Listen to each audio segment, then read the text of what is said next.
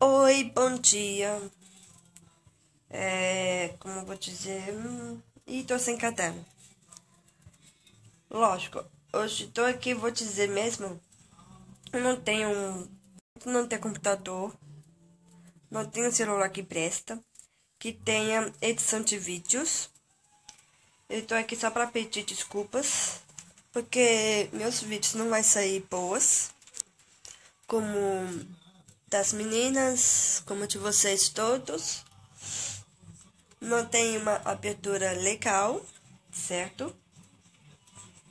E tô aqui pra pedir desculpas, porque meus vídeos não tem edições, tá bom? Certo?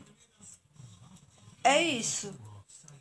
E, e meus, até eu melhorar as minhas condições, começar a atrapalhar essas coisas, né? Até eu aprender a mexer no editor de vídeos também. Aí quando for comprar um Note pra mim, eu quero que tenha algumas programações no meu computador, algumas coisas, para não ter que tracar, para não ter vírus, né?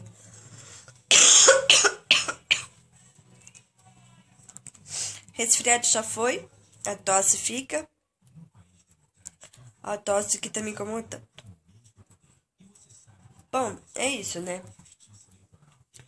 Aí vou ter que colocar algumas programas no computador quando eu for comprar, né? Com certeza eu vou comprar um computador novo. Não só computador, eu vou comprar um Note mesmo. Pra caber direito na minha mesinha. Porque eu não quero tirar a impressora da minha mesa. Ó, essa é minha mesinha. Cheio de bagunça em cima.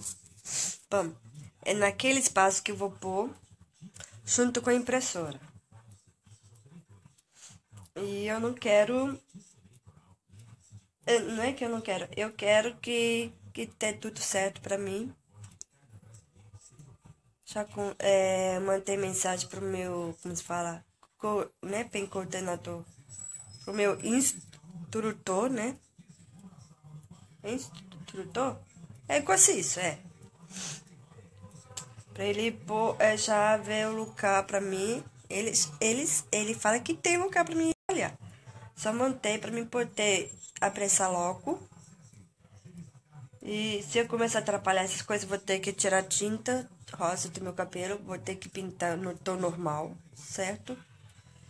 E tô aqui pra pedir desculpas, porque meus vídeos não são geniais que nem de vocês.